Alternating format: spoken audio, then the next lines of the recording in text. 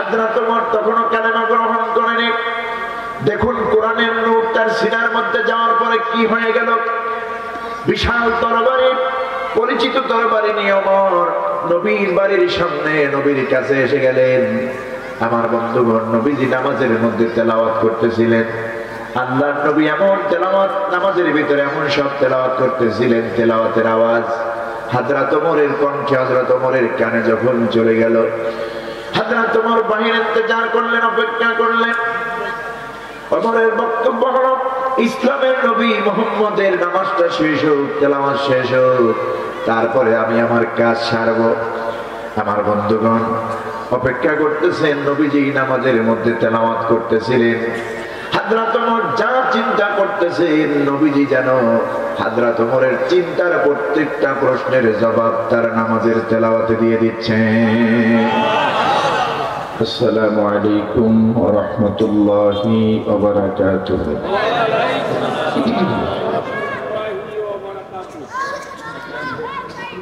نحمده ونستعينه ونستغفره ونؤمن به ونتوكل عليه ونعوذ بالله من شرور أنفسنا ومن سيئات أعمالنا من يهده الله فلا مضل له ومن يضلله فلا هادي له ونشهد أن لا إله إلا الله وحده لا شريك له ونشهد أن سيدنا وحبيبنا ومولانا محمدا عبده ورسوله الذي أرسله بالحق بشيرا ونذيرا وداعيا إلى الله بإذنه وسراجا منيرا فقد قال الله تعالى في كلامه المجيد وفرقانه الحميد أعوذ بالله من الشيطان الرجيم بسم الله الرحمن الرحيم إن الذين قالوا ربنا الله ثم استقاموا تتنزل عليهم الملائكة ألا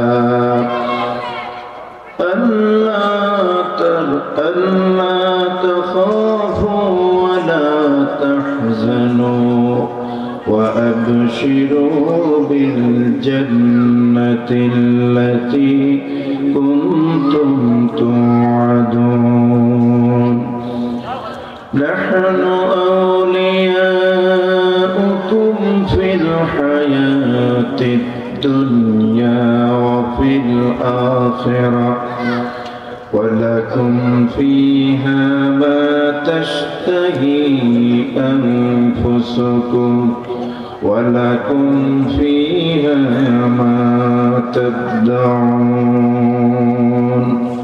نزلا من غفور رحيم صدق الله العظيم وصدق رسوله النبي الكريم ونحن على ذلك من الشاهدين والشاكرين والحمد لله رب العالمين إن الله وملائكته يصلون على النبي يا أيها الذين آمنوا صلوا عليه وسلموا تسليما اللهم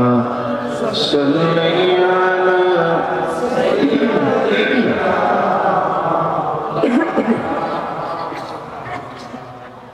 وعلى آل سيدنا مولانا জবান খুলে মহব্বতের সাথে সবাই বলুন আল্লাহুম্মা সাল্লি আলা مولانا محمد وعلى آل سيدنا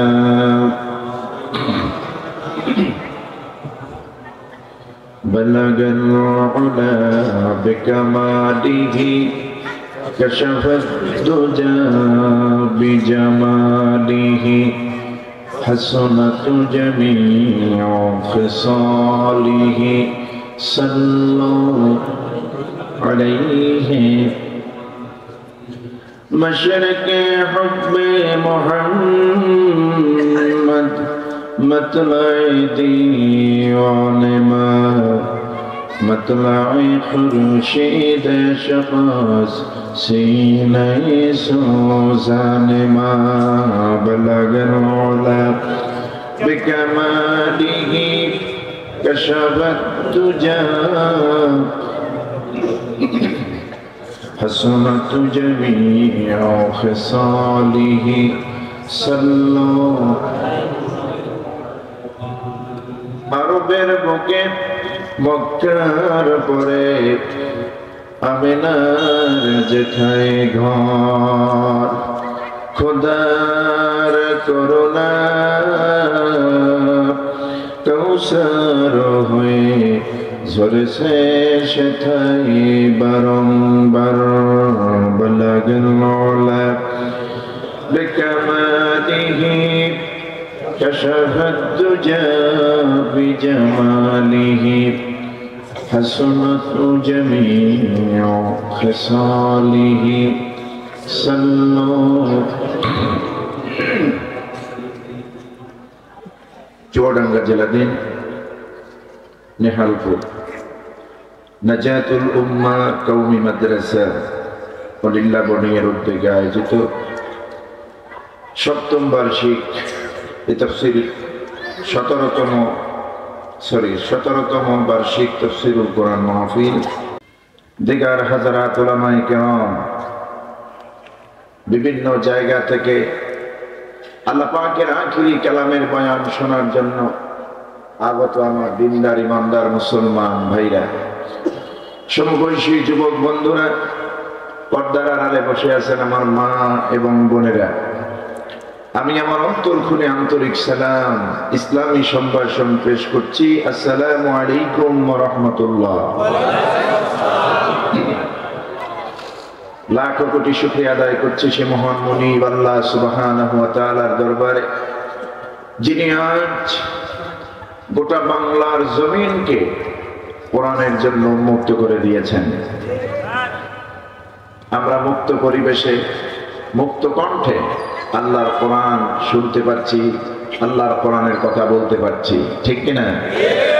যে মাহবুব মেহেরবান 2024 সনের 5ই আগস্টে আমাদেরকে আবার আজাদি দিলেন, বাংলার স্বাধীনতা আমাদেরকে যিনি দিয়েছেন, সে মহান মুনিব, আকাশ এবং জমিনের স্রষ্টা, কাল কিয়ামত দিবসের নিরঙ্কুশ একচ্ছত্র ক্ষমতার অধিপতি, যার কাছে আপনাকে আমাকে সকলকে উপস্থিত হতে হবে। এই দুনিয়ার জীবনের পূর্ণাঙ্গ হিসাব পেশ করতে হবে। সে রব্বুল আলামিন, আহকামুল হাকিমিন আল্লাহ সুবহানাহু ওয়া তাআলার দরবারে আমরা দিল খুলে প্রাণ ভরে মহব্বতের সাথে কালিমাতুশ শুকর আদায় করছি, সকলেই পড়ছি আলহামদুলিল্লাহ। সবাই একটু গলা ছেড়ে বলুন আলহামদুলিল্লাহ। কোরআন সবাই রব্বানা লাকাল হামদ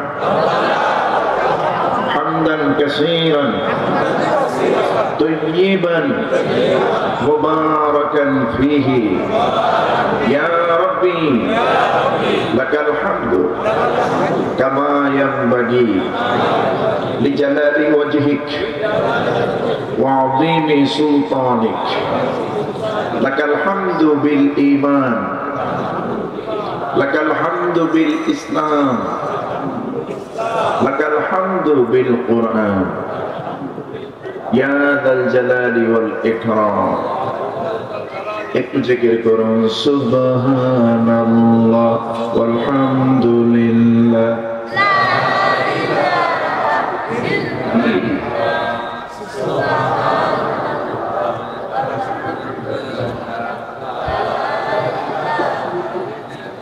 মহব্বতের সাথে সবাই সুবহানাল্লাহ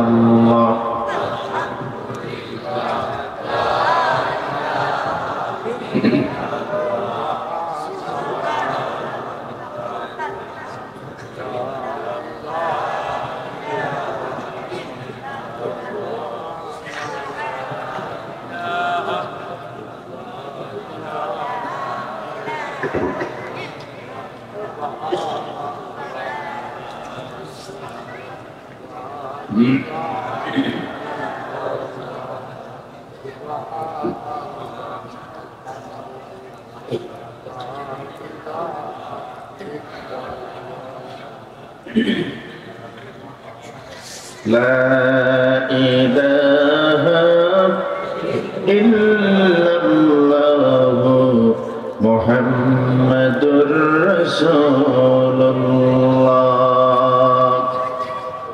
صلى الله عليه وسلم মাইক ম্যান দেন আপনার মাইক অনেক সুন্দর একটু ভলিউম কমাই দেন একটু হালকা একটু ভলিউম কমাই দেন স্মুথলি যেন সাউন্ডটা বের হয়ে আসে সম্মানিত চুয়াডাঙ্গার ভাইরা নেহালপুর না নেহালপুরের ভাইরা আপনারা কেমন আছেন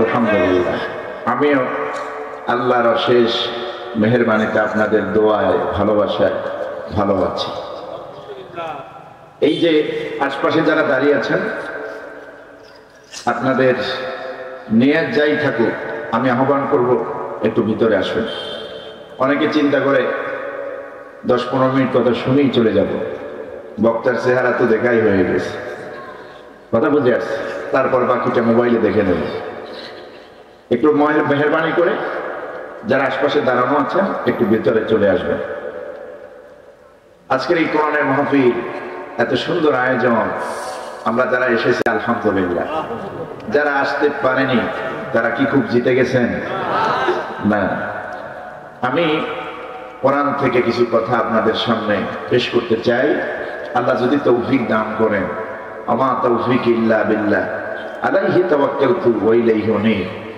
ভূমিকে আপনাদেরকে আমন্ত্রণ জানাবো এই মাহফিলে আমন্ত্রণ জানানো হয়েছে পোস্টার দিয়ে ব্যানার দিয়ে মাইকিং করে আমন্ত্রণ জানানো হয়েছে না এখন সর্বশেষ অধিবেশন এখন 1 থেকে 1.5 ঘন্টা টাইম এর বেশি না এতটুকু টাইম এই নেহালপুর এই মাইকের আওয়াজ যতদূর যাচ্ছে ওই সমস্ত মোমেন ভাই আমার বাবাজিদেরকে অনুরোধ করব আর কার বিলম্বন করবেন না মোটেও দেরি করবেন না আল্লাহর কোরআন থেকে এখনই চলে আসুন আল্লাহর কোরআন শোনার জন্য আপনিও জানেন না আমিও জানি না কোরআনের কোন কথা আপনার আমার অন্তঃকরণে আসর করবে মাহবুদ মেহেরবান আল্লাহ পাক জানেন কে জানেন আল্লাহ পাক জানেন হেদায়েত তো আমার হাতে না আমি আপনাকে হেদায়েত দিতে পারবো না আমি আপনাকে বেহেশত দিতে পারবো না আমি আপনাকে জান্নাত দিতে পারবো না জাহান্নামেও পাঠাতে পারবো না তবে কোরআন দিয়ে জান্নাতের কথা জাহান্নামের কথা আপনাদেরকে শোনাতে পারবো ঠিক কি না হেদায়েত দেওয়ার মালিক তো আল্লাহ রাব্বুল আলামিন এই পৃথিবীর কোন মানুষ কোন আলেম ওলামা পীর বুজুর্গ এমনকি নবী রাসূলরা পর্যন্ত হেদায়েতের মালিক ছিলেন না হেদায়েত সম্পূর্ণ কন্ট্রোল করেছেন কে আল্লাহ রাব্বুল আলামিন পৃথিবীতে যত মানুষ এসেছে যত আছে কিয়ামত পর্যন্ত যত আসবে এদের মধ্য থেকে যদি আল্লাহ কাউকে পছন্দ করেন তাকেই হেদায়েত দিবেন ঠিক না সাইয়েদনা নূহ আলাইহিস সালাম হযরত নূহ আলাইহিস সালাম একজন জলিলুল কদর নবী যাকে আল্লাহ পাক হযরতে আদম আলাইহিস সালামের পরে যাকে সানি আদম বলা হয়, আবুল বাশার সানি আদম, নূহ আলাইহিস সালামের 4 সন্তান হাম, শাম, ইয়াফিস, কেনান। প্রথম 3 সন্তান হাম, শাম, ইয়াফিস নবীর প্রতি ঈমান আনলো, আল্লাহর প্রতি ঈমান এনে কালেমা পড়ে নবীর অনুগতশীল হয়ে গেল। হযরতে নূহ আলাইহিস সালামের পূর্বে নূহ আলাইহিস সালাম পূর্ব ঘোষিত আল্লাহর পক্ষ থেকে যে গজবের বাণী তাদেরকে শুনিয়েছিল, তার ধর্মে তার কাছের লোকেরা, তার সম্প্রদায়ের লোকেরা ওই বাণীকে গ্রহণ করল না এবং তার সঙ্গে যোগ হলো অবাধ্য সন্তান কেনান। নির্ধারিত টাইমে যখন নূহ আলাইহিস সালামের জাতির উপরে গজব আসলো, তুফান শুরু হয়ে গেল, নূহ আলাইহিস সালাম বলছেন, বাবা, নিজের কলিজার টুকরা সন্তান কেনানকে বলছে, বাবা, গজব তো শুরু হয়েছে, আযাব তো এসে গেছে আল্লাহর পক্ষ থেকে, এখনো সময় আছে আল্লাহর প্রতি ঈমান এনে কালেমা পড়ে মুসলমান হয়ে আমাদের সঙ্গে নৌকায় আরোহণ করো। নবী তার ছেলেকে বলছে, ছেলের প্রতি বাবার টান থেকেই থাকে, ঠিক না? কাফের হোক, বেঈমান হোক, মুমিন হোক, ছেলে তো বাবার ছেলে।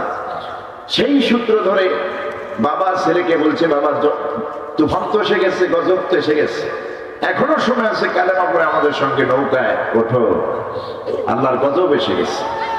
নূহ আলাইহিস সালামের সন্তান কেনান বলল, তোমার আল্লাহ, তোমার রবের গজব যত বড় উঁচু হবে, এর থেকে উঁচু পাহাড়ে আমি আশ্রয় নেব।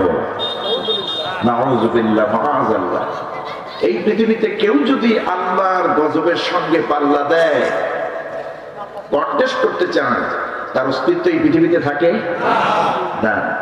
বর্তমান রানিং ওয়ার্ল্ডে, চলমান বিশ্বে আপনারা দেখেছেন আমেরিকার ক্যালিফোর্নিয়ায়, লস অ্যাঞ্জেলে দাবানলের যে আগুন ছড়াচ্ছে, একদিকে সত্য প্রবাহ, আর দিকে দাবানলের আগুন পুরে ছারখার হয়ে যাচ্ছে।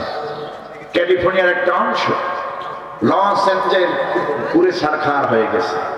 হাজার হাজার কোটি মার্কিন ডলার দিয়ে তৈরি বসত ভিটা, বাড়ি, হোটেল মোটেল সব ব্যবসায়িক স্থাপনা চুরমার হয়ে গেছে, আগুনে পুড়ে ছাই হয়ে গেছে।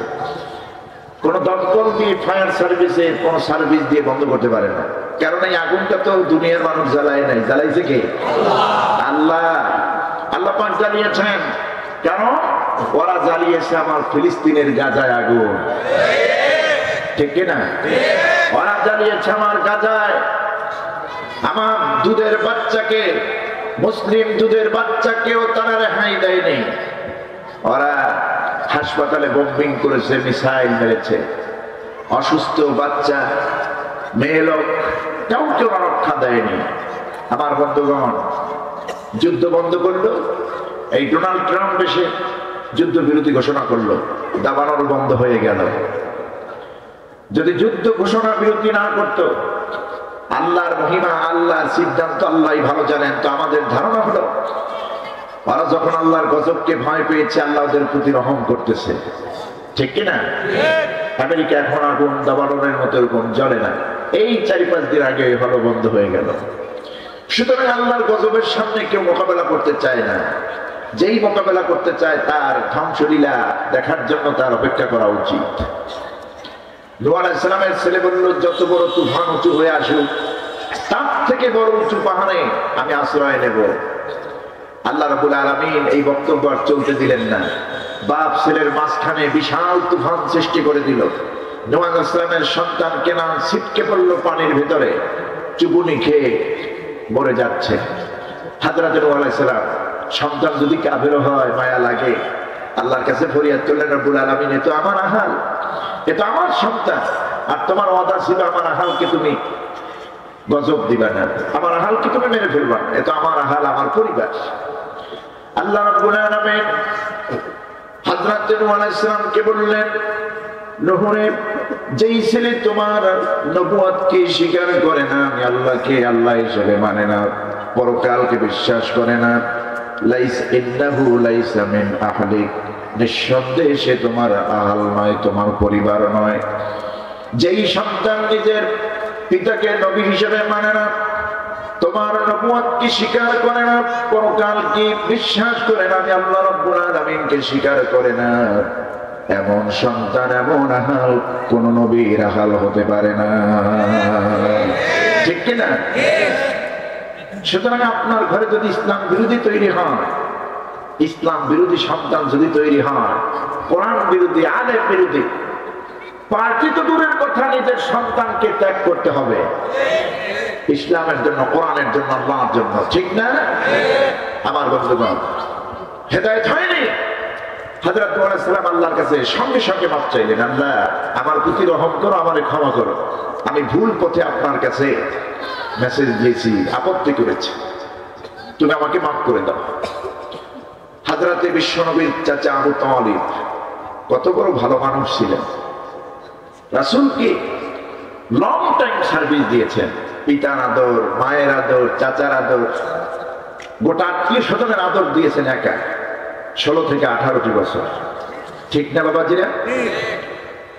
রাসূল পাক সাল্লাল্লাহু আলাইহি ওয়াসাল্লাম বলেছেন, আমি তো এই পৃথিবীতে এতিম হয়েছি, জন্মের পরে বাবার মুখ দেখি নাই, মাকে দেখেছি মাত্র 6 বছর, তাও কাছের থেকে না, দূরেই থেকেছি।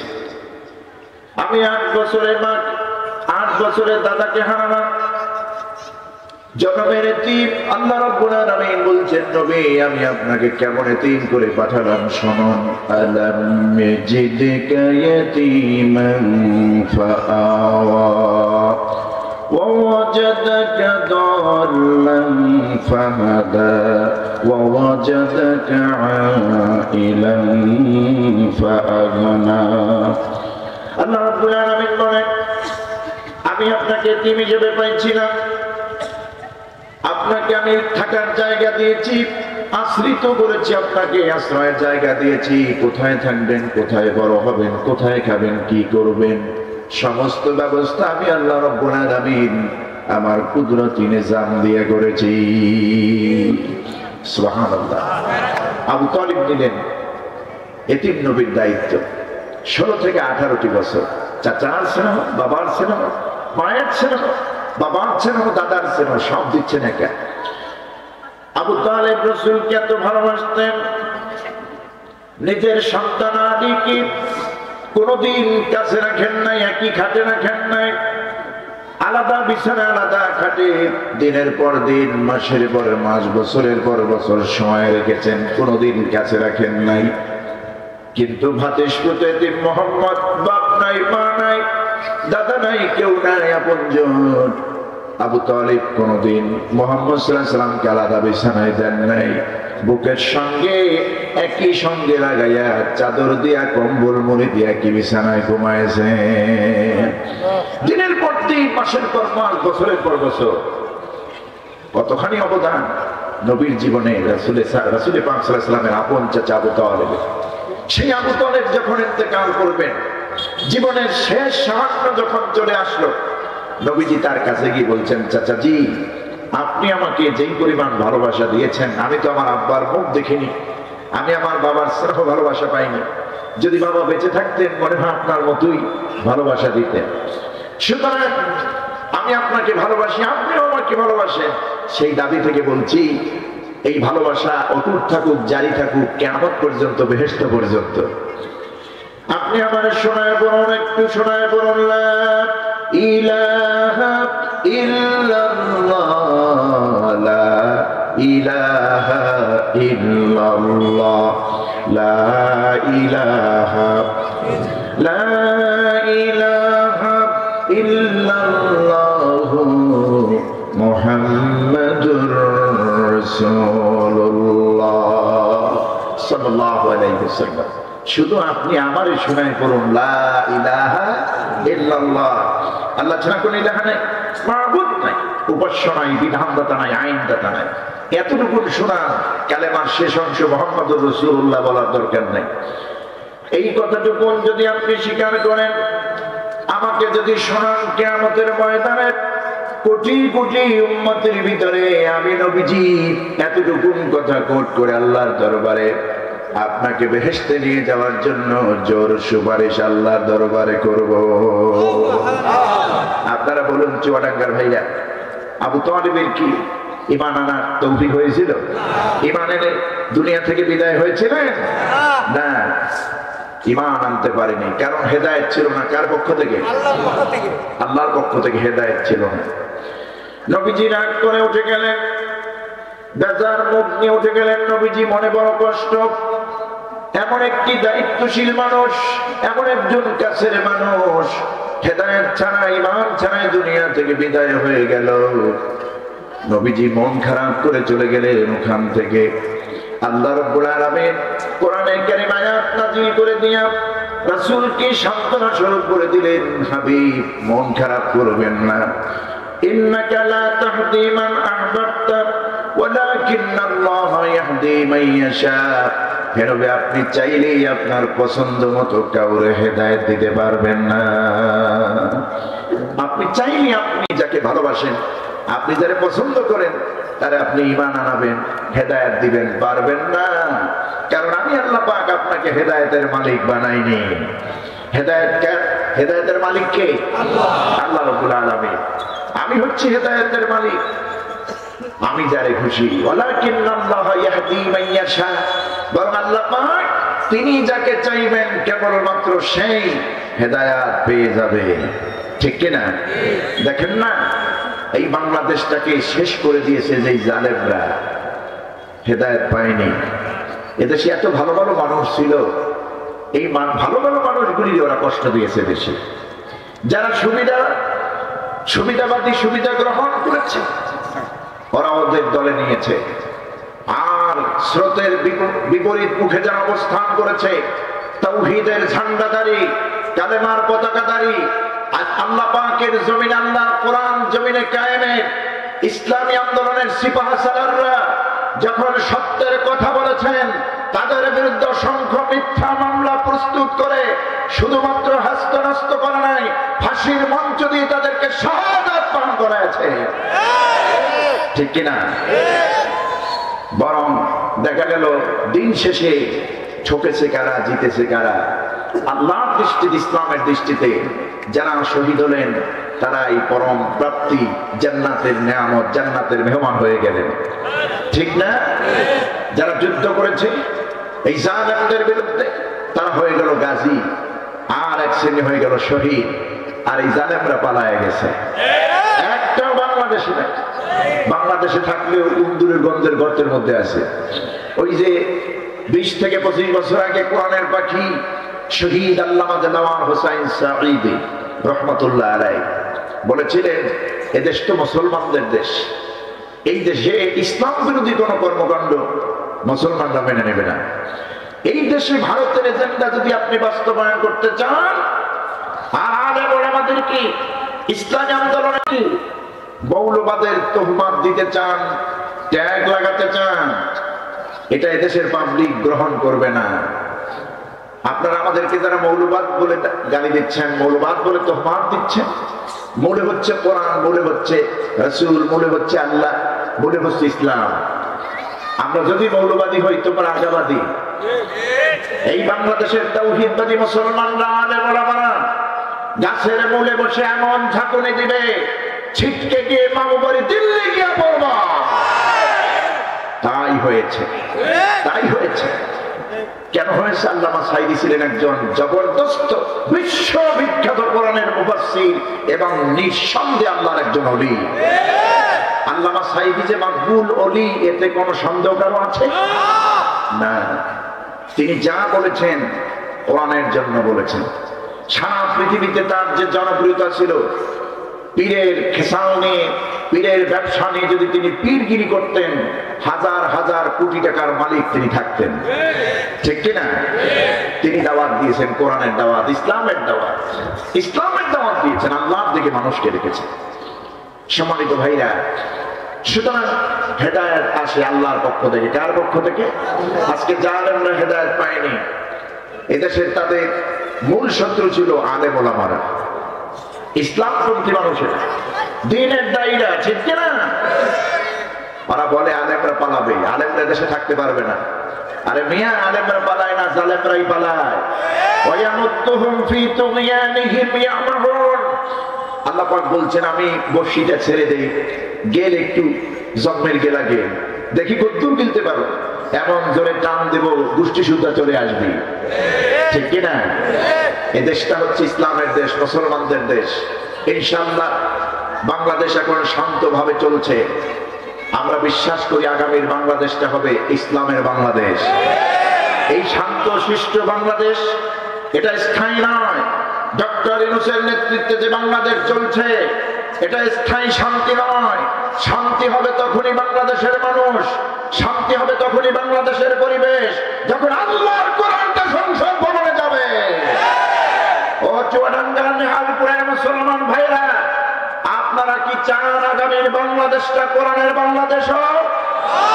জোরে আওয়াজ করে বলতে হবে, আগামীর বাংলাদেশ ইসলামের হোক। আপনারা চান আগামীর বাংলাদেশ আল্লামা সাইদি সাহেবের, মরহুম সাইদির উত্তরসূরিদের বাংলাদেশ হোক? আপনারা চান? কারা কারা চান হাত উঁচু করে আল্লাহকে দেখায় দেন।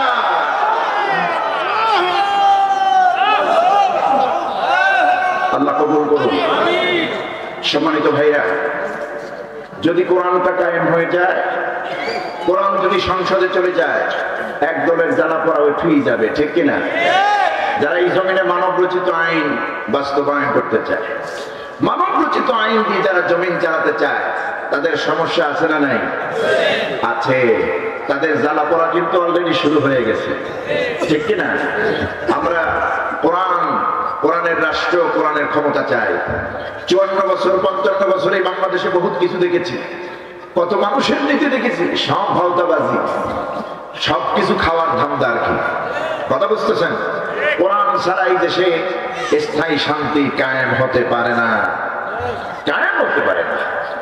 কোরআনের রাজ আমরা কায়েম করতে চাই ইনশাআল্লাহ। বলে ইনশাআল্লাহ।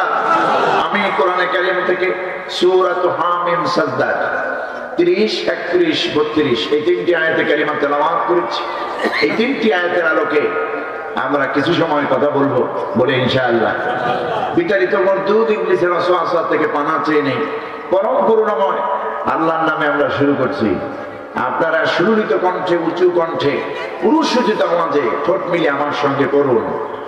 আউযু বিল্লাহি মিনাশ শাইতানির রাজীম।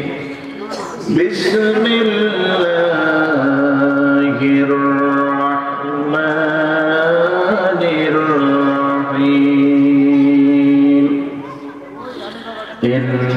ইন্নাল্লাযীনা ক্বালু রাব্বুনাল্লাহু থুম্মা ইসতাকামু تتنزل عليهم الملائكة ألا تخافوا ولا تحزنوا وأبشروا بالجنة التي كنتم توعدون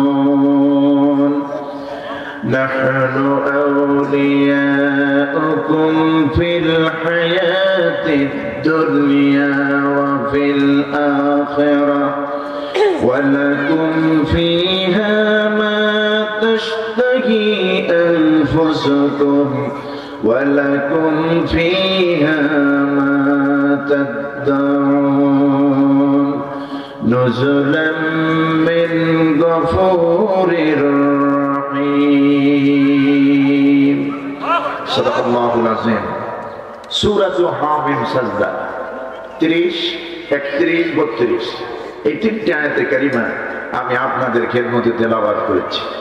আসুন আগে তরজমা, এরপরে ব্যাখ্যা।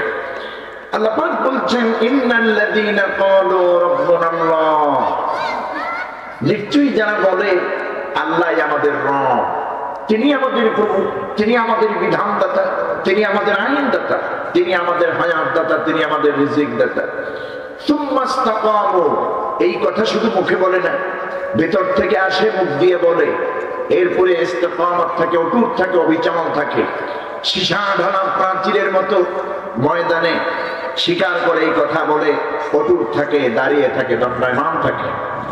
আল্লাহ পাক বলছেন তাতানাজ্জালু আলাইহিমুল মালায়েকা, এই সব গুণ বিশিষ্ট মুমিনদের জন্য আল্লাহর পক্ষ থেকে রহমতের ফেরেশতা নাজিল করা হয় সাহায্য হিসেবে। আর এই বান্দাগুলিকে বলা হয় আল্লাহ তাখাফু ওয়া লা তাহজানু, তোমাদের কোনো ভয় নাই, তোমাদের কোনো টেনশন নাই, বরং ওয়া আবশিরু বিল জান্নাহ, তোমরা সেই জান্নাতের সুসংবাদ গ্রহণ করো যেই জান্নাতের ওয়াদা আল্লাতী কুনতুম তুআদুন, যেই জান্নাতের ওয়াদা আল্লাহ তোমাদের জন্য দিয়েছেন, তোমাদেরকে দিয়েছেন। নাহনু আউলিয়াউকুম ফিল হায়াতিদ দুনিয়া ওয়া ফিল আখিরাহ, আর আমরাই, আল্লাহ পাক বলছেন, আমরাই তোমাদের দুনিয়ার জীবনে আখিরাতের জীবনে উত্তম বন্ধু, আমরাই তোমাদের ওলি, আমরাই তোমাদের বন্ধু, আমরাই তোমাদের অভিভাবক। সুতরাং ওয়ালাকুম ফিহা মা তাশতাহি আনফুসুকুম, যেই জান্নাতের ওয়াদা আল্লাহ তোমাদেরকে দিয়েছেন, সেই জান্নাতের মধ্যে তোমাদের জন্য এমন সব নিয়ামত রাখা হবে, যেই নিয়ামতগুলি যা তোমরা সেখানে চাইবে তাই তোমরা পাবে। ওয়ালাকুম ফিহা মা তাদউন, এবং সেখানে তোমরা যে সমস্ত দাবি দেওয়া আল্লাহর কাছে করবে, সমস্ত দাবি, সমস্ত প্রয়োজন আল্লাহ মিটিয়ে দিবেন। নুজুলাম মিন গফুরির রহিম, এটা হচ্ছে আল্লাহ রাব্বুল আলামিন, দয়াশীল ক্ষমাশীল আল্লাহ, দয়ালু আল্লাহর পক্ষ থেকে জান্নাতীদের জন্য মেহমানদারি। সুবহানাল্লাহ। এ হলো সরল তরজমা। এবার আসুন ব্যাখ্যায়। সম্মানিত ভাইরা, আল্লাহ রাব্বুল আলামিন মুমিনদের খেসাল, খাঁটি মুমিনদের বৈশিষ্ট্য জমিনে কেমন হবে তার বর্ণনা দিতে গিয়ে আয়াতের মধ্যে আল্লাহ বলছেন, ইমানের দাবিতে খাঁটি মুমিন তো এই বান্দা, যেই বান্দা বলবে ইন্নাল্লাযীনা ক্বালু রাব্বুনাল্লাহু সুম্মা ইসতাকামু তাতানাজ্জালু আলাইহিমুল মালাইকাতু আল্লা তাখাফু ওয়া লা তাহজানু ওয়া আবশিরু বিল জান্নাতিল্লাতী কুনতুম তুআদুন। আল্লাহ পাক বলেন, ইন্নাল্লাযীনা ক্বালু রাব্বুনাল্লাহ, নিশ্চয়ই যারা বলে আল্লাহ পাকই আমাদের রব, তিনি আমাদের প্রভু, তিনি আমাদের বিধানদাতা, তিনি আমাদের আইনদাতা, তিনি আমাদের শাসনকর্তা, তিনি আমাদের হায়াতদাতা, তিনি আমাদের মওতদাতা। জোরে বলেন ঠিক কিনা? চুয়াডাঙ্গার ভাইরা, আপনারা একটু জবান খুলে ইমানের কণ্ঠে বলুন তো, আমাদের রব কয়জন? ভিন্ন ধর্মের ভাইদের মতো 33 কোটি খোদা কি আমাদের আছে? আমাদের আল্লাহ একজন, আমাদের রব একজন। তিনি কে? আল্লাহ। আল্লাহ রাব্বুল আলামিন বলছেন, নবী আপনার রব সম্পর্কে ক্লিয়ার হয়ে যান, কাফের বেঈমানদেরকে শোনায় দেন। আপনি বলুন, কুল হুয়াল্লাহু আহাদ আল্লাহুস সামাদ লাম ইয়ালিদ ওয়া লাম ইউলাদ ওয়া লাম ইয়াকুল লাহু কুফুওয়ান আহাদ। নবী আপনি বলুন, কুল, আপনি বলুন হুয়াল্লাহু আহাদ, আল্লাহ হচ্ছেন এক, তিনি একক, তিনি তো একজন সত্তা, তিনি একক। আল্লাহুস সামাদ, তিনি কারো মুখাপেক্ষী নন। এই পৃথিবীতে কোন সৃষ্টির প্রতি যিনি মুখাপেক্ষী নন, তিনি হলেন আল্লাহ। কোন সৃষ্টির প্রতি তিনি মুখাপেক্ষী নন, অথচ তামাম পৃথিবীর সমস্ত সৃষ্টিরাজি একজন সত্তা আল্লাহ রাব্বুল আলামিনের কাছে সবাই মুখাপেক্ষী, ঠিক না? আল্লাহ বলছেন, হে নবী আপনি বলুন, আল্লাহ হচ্ছেন এক, তিনি একক, তিনি অমুখাপেক্ষী, তিনি কারো মুখাপেক্ষী নন। তোমার রব এমন, শুধু তিনি এমন নন, লাম ইয়ালিদ ওয়া লাম ইউলাদ ওয়া লাম ইয়াকুল লাহু কুফুওয়ান আহাদ, তিনি কাউকে জন্ম দেন নাই, কারো থেকে তিনি জন্ম নেন নাই, আকাশ আর জমিনে তার সমকক্ষ কেউ নাই। সুবহানাল্লাহ। আল্লাহর পরিচয়টা আল্লাহ আরো সুন্দর করে দিয়েছেন সূরা বাকারায় আয়াতুল কুরসির মধ্যে। কথা বুঝতেছেন? আল্লাহ রাব্বুল আলামিন বলেন, কেমন আল্লাহর ইবাদত করো শোনো। আল্লাহু লা ইলাহা ইল্লা হুয়াল হাইয়ুল কাইয়্যুম লা তাখুযুহু সিনাতু ওয়ালা নাওম। আল্লাহ হচ্ছেন তিনি যিনি ছাড়া কোনো ইলাহ নাই, মাবুদ নাই, উপাস্য নাই, বিধানদাতা নাই, আইনদাতা নাই। আকাশ আর জমিনের মালিক ওই আল্লাহ রাব্বুল আলামিন, তিনি ছাড়া কোনো বিধানদাতা নাই, ইলাহ নাই। লা তাখুযুহু সিনাতুন ওয়ালা নাওম। ওই আল্লাহ রাব্বুল আলামিন এমন সত্য, পৃথিবী পরিচালনা করতে, সৃষ্টি জাহান তিনি পরিচালনা করছেন। এই সৃষ্টি জাহান পরিচালনা করতে তার কোনো তন্দ্রা, তো ঘুম তো দূরের কথা, তাকে তন্দ্রাও স্পর্শ করে না। লা তাখুযুহু সিনাতুন ওয়ালা নাওম। ইবনে কাসির রাহমাতুল্লাহ আলাইহি ব্যাখ্যায় লিখেছেন, সিনা বলা হয় ঘুমের আগের অংশকে, ঘুমের প্রাথমিক অংশকে সিনা বলা হয়। সিনাতুন ওয়ালা নাওম। এমন আল্লাহর ইবাদত করতেছো যে আল্লাহরে ঘুম তো দূরের কথা, তন্দ্রাও স্পর্শ করে না। সুবহানাল্লাহ। আমরা ওই আল্লাহর ইবাদত করি। আল্লাহ যদি ঘুমায় যান, এই পৃথিবীর মহাবিশ্বের খবর কে নেবে? ঠিক না? কোন প্রাণীটা খেয়েছে আর কোন প্রাণীটা না খেয়েছে, কে খবর নেবেন? তো কেউ থাকবে না। এই জন্য আল্লাহ পাক বলেন, তন্দ্রা তো ঘুম তো দূরের কথা, না তোমার রবকে, তোমার প্রভুকে, তোমার আল্লাহকে তন্দ্রা পর্যন্ত স্পর্শ করে না। আল্লাহ পাক বলছেন, মুসা আলাইহিস সালামকে বলেছেন, মুসা রে, তোমার রব যদি ঘুমিয়ে যায়, তোমার আল্লাহ যদি ঘুমিয়ে যায়, ওই বিশাল চাঁদকে কে ধরে রাখবে? সূর্যকে কে ধরে রাখবে? কারণ ওই চাঁদ সূর্য আল্লাহ রাব্বুল আলামিনের নিয়ন্ত্রণ মেনে চলছেন। একটাকে ওভারটেক করে আর একটা চলতে পারে না। লাশ-শামসু ইয়ানবাগি লাহা আন তুদরিকাল কমারা ওয়ালাল-লাইলু সাবিকুন নাহার ওয়া কুল্লুন ফি ফালাকিন ইয়াসবাহুন। আল্লাহ রাব্বুল আলামিন বলছেন, চাঁদ পারে না, সূর্য পারে না চাঁদকে পরিভ্রমণ করতে, সূর্য পারে না চাঁদকে ওভারটেক করতে, আর চাঁদ পারে না রাত্রকে ওভারটেক করতে, দিনকে ওভারটেক করতে। আল্লাহ পাক বলছেন, ওয়াকুল্লুন ফি ফালাকিন ইয়াসবাহুন। প্রত্যেকেই তার আপন কক্ষে সাঁতার কাটতেছে। ঘূর্ণায়মান রয়েছে কার নির্দেশে? আল্লাহর নির্দেশে। ওই আল্লাহর ইবাদত আমরা করি। ওই আল্লাহ আমাদের রব। ভিন্ন ধর্মের ভাইদের মতো 33 কোটি খোদা নাই, ঠিক কিনা? আল্লাহ হচ্ছেন এক, তিনি একক।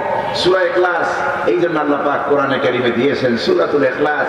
ইখলাসের মানে হলো ইখলাসের সাথে তাওহীদকে, আল্লাহর রুবুবিয়্যাতকে, আল্লাহর উলুহিয়্যাতকে গ্রহণ করতে হবে। ছোট্ট একটি সূরার মধ্যে আল্লাহ পাক তার তাওহীদ, রিসালাত, রুবুবিয়্যাত, উলুহিয়্যাতের ব্যাপারে সুন্দরভাবে কথা এর মধ্যে ঢুকিয়ে দিয়েছেন। গোটা সমুদ্র যেন একটা ঝিনুকের মধ্যে। সুবহানাল্লাহ। সূরাতুল ইখলাস মাত্র 3টি আয়াত। এজন্য রাসূল পাক সাল্লাল্লাহু আলাইহি ওয়াসাল্লাম বলেছেন, কেউ যদি সূরা ইখলাস একবার তেলাওয়াত করে, কয়বার? কেউ যদি সূরাতুল ইখলাস একবার তেলাওয়াত করে, সেজন্য গোটা কোরআনে কারীমের 3 ভাগের 1 ভাগের সমান। তার মানে হলো 30 পারার 10 পারা সে যেন আল্লাহর কোরআন থেকে তেলাওয়াত করলো। হুজুর বলেছেন, কুল হু আল্লাহ হুয়া সুলুসুল কোরআন। কোরআন হচ্ছে সূরাতুল ইখলাস, হচ্ছে কোরআনের 3 ভাগের 1 ভাগ। সুবহানাল্লাহ। এই ফজিলত শোনার পর একজন সাহাবী সব ওয়াক্তে সূরা ইখলাস পড়তেন। এলাকার ইমাম বানায় দিলে ওনার কাজ হলো সব নামাজে কোন সূরা? সূরাতুল ইখলাস।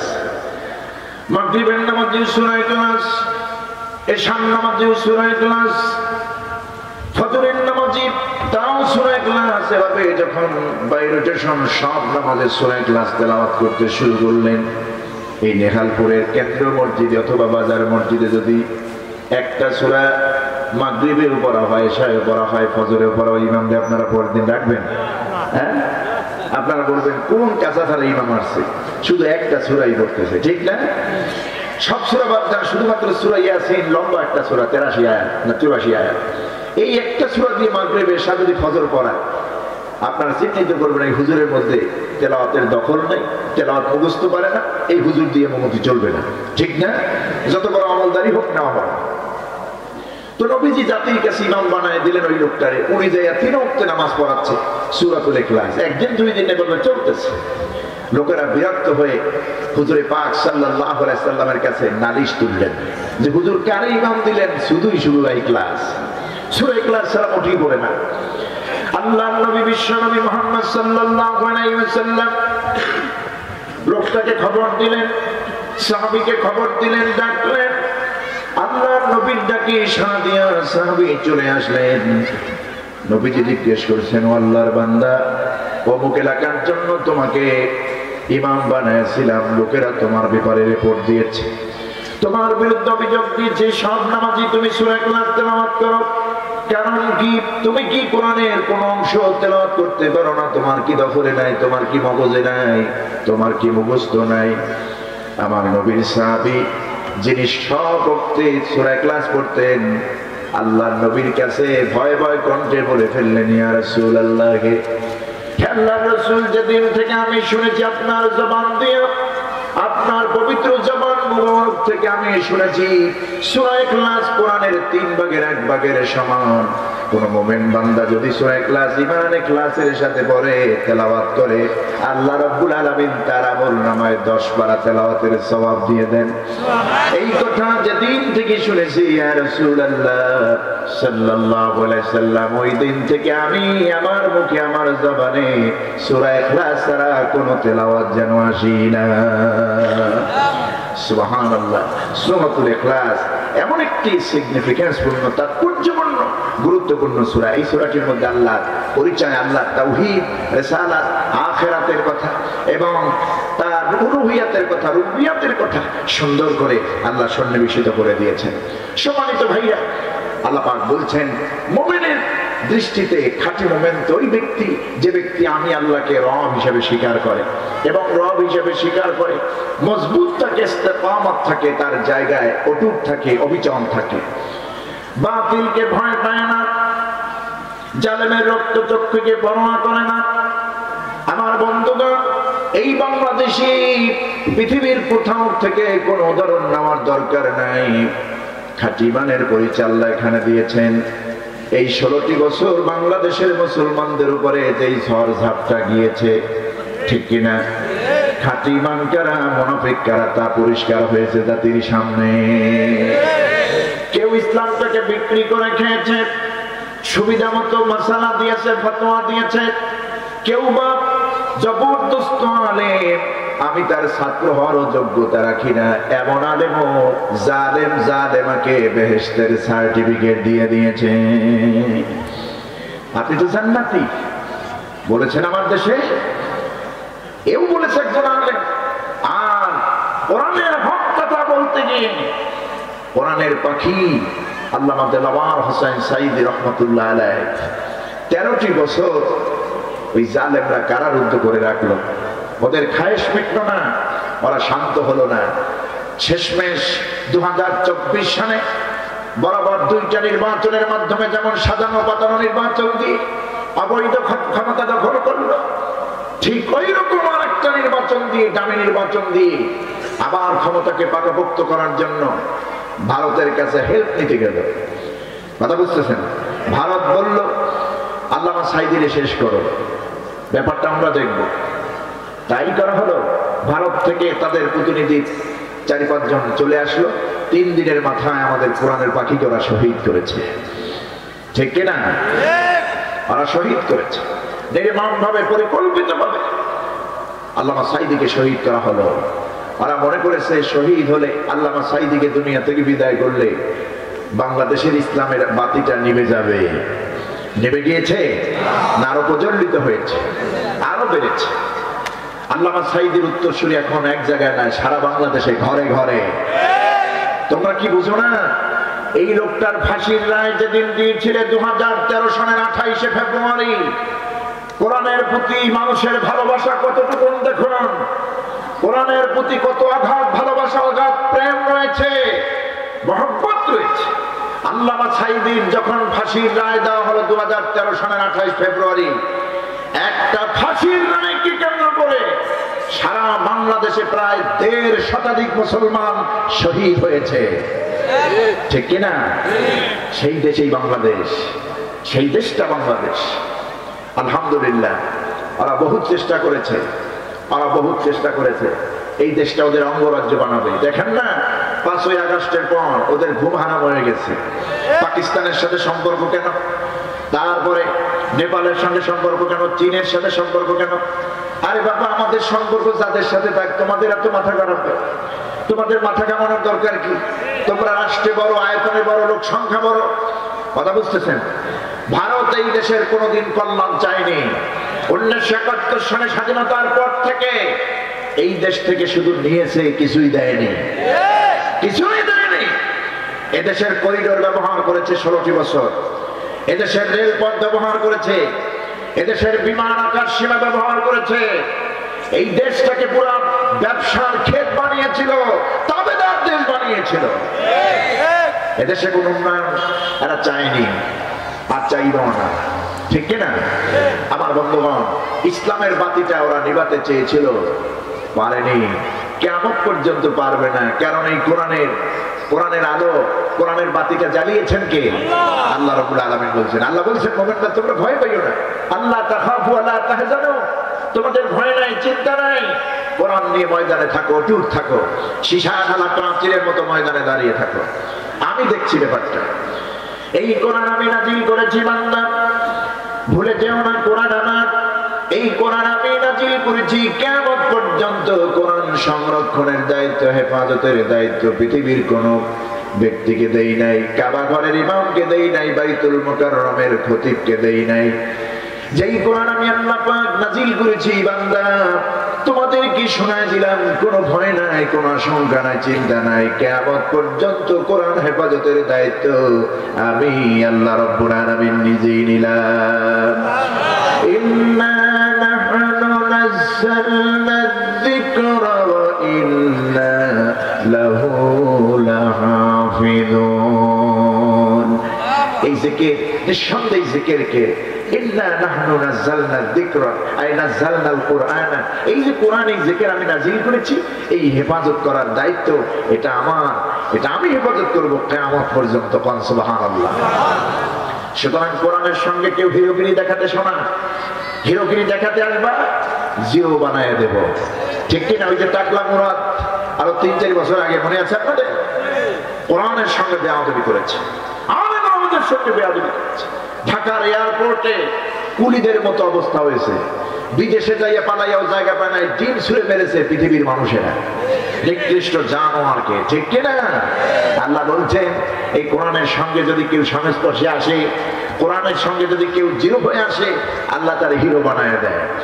কোরআনের সঙ্গে কেউ যদি হিরোগিরি দেখায়, আল্লাহ পাক তার জিরো বানায়, জিল্লতির সাথে দুনিয়া থেকে বিদায় করে দেয়, ঠিক না? হযরত ওমর রাদিয়াল্লাহু তাআলা আনহু তো জানেন কি মানুষ ছিলেন আর কি হয়ে গেলেন, কি হয়ে গেলেন এই কোরআনের সংস্পর্শে আসার কারণে। যেই মানুষটির এতটা অজ্ঞতা, আল্লাহর নবী, বিশ্ব নবী মুহাম্মদ সাল্লাল্লাহু আলাইহি সাল্লামকে হত্যা করতে আসে ওমর, কতখানি জাহালাতপূর্ণ অবস্থা দেখুন, বুকের পাটা কত বড়।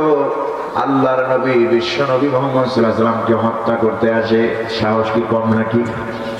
আল্লাহ পাক বলছেন, নবী, পৃথিবীর সব মানুষ মিলে আপনার কোনো ক্ষতি করতে পারবে না, আমি আপনারে নজর রাখতেছি। হযরত ওমর তখনও কালেমা গ্রহণ করেনি। দেখুন কোরআনের নূর তার সিনার মধ্যে যাওয়ার পরে কি হয়ে গেল।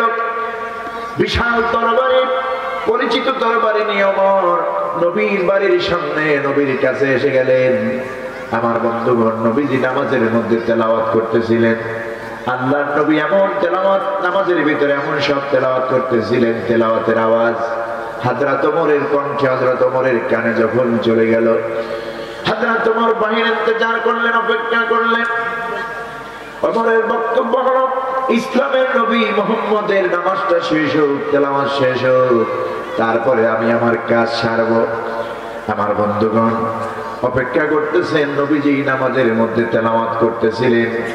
হযরত ওমর যা চিন্তা করতেছেন, নবীজি যেন হযরত ওমরের চিন্তার প্রত্যেকটা প্রশ্নের জবাব তার নামাজের তেলাওয়াতে দিয়ে দিচ্ছেন। হযরত ওমরের চিন্তা হলো, নিঃসন্দেহে এটা কোনো মানুষের কালাম হতে পারে না। ইসলামের নবী মুহাম্মদ সাল্লাল্লাহু আলাইহি ওয়াসাল্লাম যা পড়ছেন, এটা কোনো মানুষের বাক্য নয়, মানুষের বানানো কোনো কাব্য কবিতা নয়, নিঃসন্দেহে এটা ঐশী বাণী। সুবহানাল্লাহ।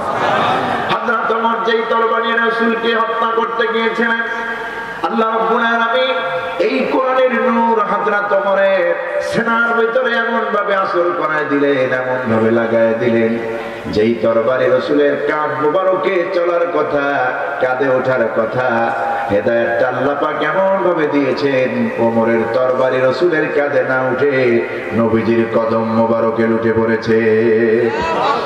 আমার বন্ধুগণ, হযরত ওমর ইসলাম গ্রহণ করলেন, কালেমা গ্রহণ করলেন। এবার চুয়াডাঙ্গার ঢালপুরের ভাইয়েরা জবান খুলে বলুন তো, হযরত ওমর কালেমা গ্রহণ করার পর, ইসলাম গ্রহণ করার পর, মুসলমান হওয়ার পর ইসলামের শক্তি বেড়ে গেল না কমে গেল? মক্কায় এত বেড়ে গেল, এত বাড়লো। হযরত ওমর বলছেন, হুজুর আমি শুনেছি মক্কায় আপনি দীর্ঘকাল কালেমার দাওয়াত দিয়েছেন গোপনে, কাফের বেঈমানদের সামনে আপনি সামনাসামনি দাওয়াত দিতে পারেন আবু জেহেলের কারণে, গোপনে কোরআনের প্রচার করেছেন, দাওয়াত দিয়েছেন দিনের, দীর্ঘ টাইম ওপেনে দিতে পারেন নাই। ইয়া রাসূলুল্লাহ, হে আল্লাহর রাসূল, আজকে থেকে ওই বিধান আর চলবে না, আজকে থেকে দাওয়াত কোনো গোপনে নয়, আমি ওমর কালেমা পড়েছি, আমি মুসলমান হয়েছি, আমি আপনাকে বলে দিচ্ছি ইয়া রাসূলুল্লাহ, আপনি আজ থেকে এই মক্কার অলিতে গলিতে ওপেনে আল্লাহর দ্বীনের দাওয়াত দিবেন। আমি ওমর দেখব কার বাপের বেটার হিম্মত আছে আল্লাহর নবী বিশ্ব নবী মুহাম্মদ সাল্লাল্লাহু আলাইহি সাল্লামের সামনে এসে দাঁড়ায়। সুবহানাল্লাহ। ওমর যখন ইসলাম গ্রহণ করলো, ওমরের ইসলাম গ্রহণের পর হুজুরের খুব মনে খুশি, কারণ হুজুর তো দোয়া করছিলেন, আল্লাহ এই মক্কায় দুটি লোকের প্রভাব খুব বেশি দেখতেছি, তেজস্বী শক্তি খুব বেশি দেখতেছি, প্রভাব প্রতিপত্তি দেখতেছি। একটা হচ্ছে ওমর ইবনুল খাত্তাব, আর একজন আছে আবুল হিকাম আবু জাহেল। আল্লাহ দুইজনের একজনকে আমার ইসলামের জন্য কবুল করুন। আল্লাহ পাক আবু জাহেলকে কবুল করলেন না, কবুল করলেন কারে? ওমর।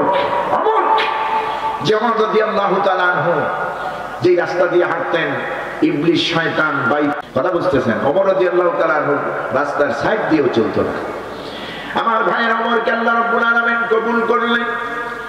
সাইয়েদনা ওমর রাদিয়াল্লাহু তাআলা নবীজিকে বললেন, ইয়া রাসূলুল্লাহ, এই মক্কার কাবার চতুর্দিকে আমি একটু আল্লাহর নামের তাকবীর দেব, তাকবীরের আওয়াজ দিয়ে আমি একটু নিজেকে শান্তি দিব আমার মনের ভেতরে, কারণ ভিতরে অনেক কষ্ট আমার জমা আছে।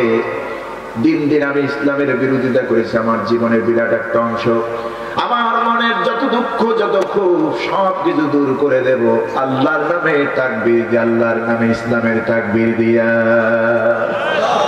হুজুর আপনি একটু অনুমতি দেন মাত্র, কাবার চত্বরে আমি একটু আল্লাহর নামে তাকবীর দেব। এই তাকবীর এখন রাজনৈতিক স্লোগান নাকি? একদল বলছে এই তাকবীর নাকি ইসলামের তাকবীর না, এটা রাজনৈতিক স্লোগান, বলছে না? আর ভাইরা বলুন, বলছে না? তাকবীর কি কোনো রাজনৈতিক স্লোগান নাকি? মুসলমানদের সবচেয়ে বড় হাতিয়ারের নাম কি? তাকবীর। আল্লাহু আকবার, লিল্লাহি তাকবীর, আল্লাহু আকবার। আরে ভাই, একজন মুসলমান কেমনে বলে মুসলমান যে তাকবীর কোন রাজনৈতিক দলের? এই তাকবীর শুনেই তো আপনার আমার জন্ম হয়েছে।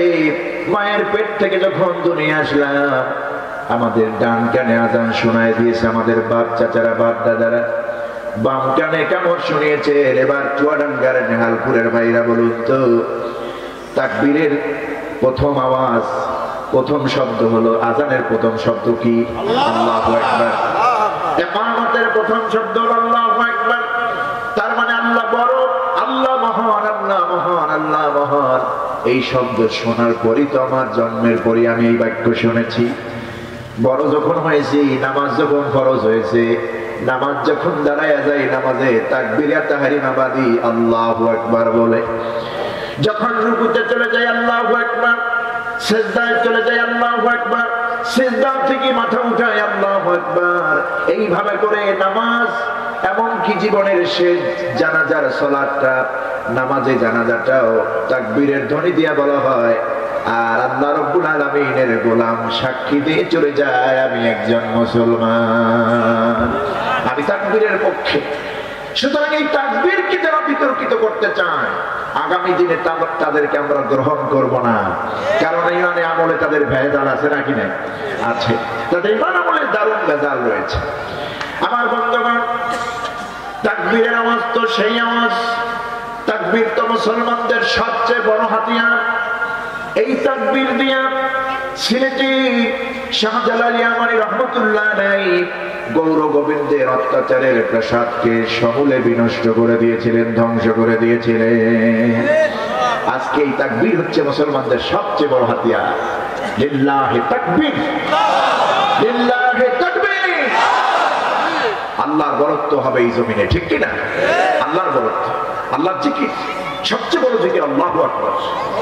আজকে আমেরিকার নাসা প্রমাণ পেয়েছে, এই গত 3 দিন আমাদের রিপোর্ট, তারা মহাশূন্যে যান্ত্রিক রেকর্ডিং, যান্ত্রিক যন্ত্র পাঠিয়েছে মহাশূন্যে, কি হয় এটা জানার জন্য। সেখানে তারা রেকর্ড করেছে এবং সেই রেকর্ডের চিত্র, রেকর্ডের অংশ পৃথিবীতে ট্রান্সফার হয়েছে। নাসা জানিয়েছে মহাশূন্যে একটা আওয়াজ তারা তাদের মেশিন দিয়ে রেকর্ড করতে সক্ষম হয়েছে। সেই আওয়াজটা ফেরেশতাদের আওয়াজ, এবং ফেরেশতারা আল্লাহর নামে জিকির করছে, আল্লাহর নামে তাকবীর করছে মহাশূন্যের ভিতরে। সুবহানাল্লাহ। যদিও এটা বিশ্বাস অবিশ্বাসের কোন একটা বিষয় থাকতে পারে, কিন্তু আমরা পজিটিভ ধারণাই নেব। আমরা বলবো এমনটা হতেই পারে, কারণ রাসূল পাক সাল্লাল্লাহু আলাইহি ওয়াসাল্লাম বলেছেন, আমি যখন মেরাজ থেকে এসেছি আমি দেখেছি আসমানে আসমানে আল্লাহর ফেরেশতারা জিকির করতেছে। কথা বুঝতেছেন? সুতরাং বিজ্ঞানের আবিষ্কার যত বাড়বে, কোরআন বোঝা, ইসলাম বোঝা তত বেশি সহজ হয়ে যাবে। লীলার মাস্টার এই তাকবীর আওয়াজ শুনেছেন চাঁদে। কোথায় শুনেছেন? চাঁদে। তিনি যখন সর্বপ্রথম চাঁদে গেলেন, চাঁদে গিয়ে দেখলেন চাঁদের গায়ে ফাটল ধরা আছে, চাঁদের গায়ে ফাটল ধরা। তিনি পৃথিবীতে এসে বলেছেন, আমি যখন সর্বপ্রথম চাঁদে অবতরণ করলাম, চাঁদের ভিতরে এমন একটি ফাটল দেখলাম ১৫০০ পূর্বে ইসলামের নবী মুহাম্মদ সাল্লাল্লাহু আলাইহি ওয়াসাল্লাম শাক্কাল কমারু বিইশারাতিহি, নিজের হাতের আঙ্গুল দিয়ে চাঁদকে দ্বিখণ্ডিত করেছেন। আজ তার প্রমাণ নীলার মাস্টাং পেয়েছেন। ওই চাঁদকে দ্বিখণ্ডিত করা দেখেছেন, আর এইভাবে ফাটল ধরা চাঁদের গায়ে। আর নবীজির মেরাজ, নবীজির কোরআন, এই চাঁদকে দ্বিখণ্ডিত করা, এই 3টি মুজিজা রাসূলুল্লাহর শ্রেষ্ঠ মুজিজা। কথা বুঝতেছেন? আল বিদায়া ওয়ান নিহায়া কিতাবের মধ্যে এসেছে, ইবনে কাসির রাহমাতুল্লাহ আলাইহি বলেছেন নবীজির প্রায় 3000-এর উপরে মুজিজা ছিল। এই 3000 বেশির মুজিজার মধ্যে শ্রেষ্ঠ মুজিজা আবার 3টি। নাম্বার 1 চাঁদের হাতে আঙ্গুল দিয়ে চাঁদকে দ্বিখণ্ডিত করা। 2 নম্বরে মেরাজ সংগঠিত হওয়া, যা পৃথিবীর কোন নবী রাসূল দিয়ে আল্লাহ করাননি। 3 নম্বরে কোরআনে কারীম। সুবহানাল্লাহ। নীলার মাস্টার বলেছেন, আমি যখন চাঁদে গিয়েছি চাঁদের মধ্যে একটা আওয়াজ পেয়েছি। মুসলমানদের মসজিদের মিনারা থেকে যে আওয়াজ হয়, ওই আওয়াজটা আমি চাঁদে গিয়ে পেয়েছি। আল্লাহু আকবারের ধ্বনির আওয়াজ শুনেছি। আর সেই আল্লাহু আকবারের ধ্বনির আওয়াজ কি আমার দেশের কিছু নামদারি মুসলমানরা বিতর্কিত করতে চায়। এদেশের একজন নিকৃষ্ট কবি ছিল, মুয়াজ্জিনের মসজিদের আযানের তাকবীর কি বেশ্যার খরিদ্দারের সঙ্গে তুলনা করেছে, করেছে না? আবার এই জালেমরা তারে পুরস্কৃত করেছে। আমার বন্ধুগণ, নিকৃষ্ট কবি বলেছে, ফজরের আযান যখন আমি শুনি, ফজরের আযান শুনে যখন আমার ঘুম ভাঙে, তখন আমার কাছে মনে হয় বেশ্যা তার খরিদ্দারকে রীতিমতো ডাকতেছে। নাউযুবিল্লাহি মিন যালিক। আযানের ধ্বনির সঙ্গে বেশ্যার আওয়াজের তুলনা। কপাল পোড়া জাতি, তুমি তো শুনবাই বেশ্যার বেশ্যার আওয়াজ। তোমার তো ওঠা বসা চলাফেরা ছিল বেশ্যাদের সঙ্গে, তুমি আমার শুনবা কেন? ঠিক না? তুমিও কবি, আমার কবি, কাজী নজরুলও কবি। বিদ্রোহী কবির ইমানটা ছিল পরিপূর্ণ, যদিও তিনি আমল কম করেছেন, তার ইমান ছিল কত বড় মজবুত ইমান। কবি নজরুল আযান সম্পর্কে কি সুন্দর বলেছেন, মসজিদেরই পাশে আমার কবর দিও ভাই, মসজিদেরই পাশে আমার কবর দিও ভাই, যাতে সকালে সন্ধ্যায় মুয়াজ্জিনের আযান শুনতে পাই। আমার চুয়াডাঙ্গার ভাইরা জবান খুলে বলুন তো, কবি নজরুলের এই ফরিয়াদ আল্লাহ শুনেছেন কি শোনেন নাই? কবি নজরুল মারা গেলেন, কবর হলো মসজিদের পাশে। আজও অসংখ্য গণিত মুসলমান কবি নজরুলের মাজার জিয়ারত করতে যায়।